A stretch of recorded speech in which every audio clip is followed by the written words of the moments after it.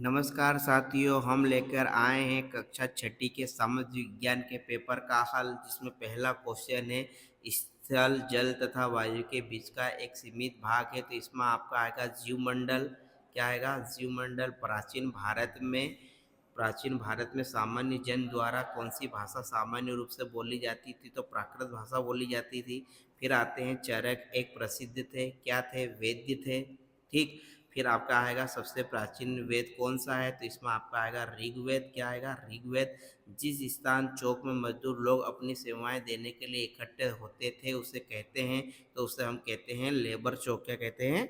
Labour चौक। फिर जैन धर्म के 24वें तीर्थंकर कौन थे? तो भगवान महावीर थे। ठीक। अगला आएगा भरूच का यूनानी नाम क्या है? तो मृगकच्छ है। फिर है के कार्यालय में जमीन से जुड़े विवाद के मामले सुने जाते हैं? तो तहसीलदार आएगा यहाँ पर। वह स्थान जहाँ बहुत सी दुकानें होती है उसे क्या कहते हैं? तो बाजार कहते हैं। फिर मगध का एक महत्वपूर्ण शासक था, तो बिंबिसार शासक था वहाँ का। फिर आते हैं हम एक अति लघुत्तरी प्रश्न के उत्तर पर। तो आपका प्रश्न नंबर 11वां है, भारत का संपूर्ण भाग कौन से गोलार्ध में स्थित है? तो उत्तरी गोलार्ध में स्थित है।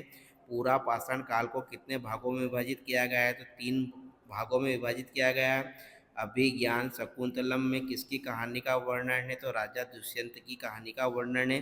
पूर्वाग्रह से क्या सही है? किसी वस्तु चीज समूह के प्रति पहले से पूर्वाग्रह कहलाता है। राय करना क्या कहलाता है? राय रखना पूर्वाग्रह कहलाता है। सूरत में भयंकर प्लेग कब फैला था? तो 20 अगस्त 1994 को फैला हुआ था। ग्रामीण क्षेत्र में आजीविका के साधन क्या है? खेती करना और पशुपालन करना। इस तरह से हमने कक्षा छठी के सामाजिक विज्ञान के अति लघुत्तरीय प्रश्नों का उत्तर देखे। यदि आपको पूरे उत्तर चाहिए तो हमें कमेंट बॉक्स में लिखें, हम आपको पूरे पेपर का सॉल्यूशन कराएंगे। मिलते हैं नेक्स्ट पेपर के सॉल्यूशन के साथ। जय हिंद, जय भारत।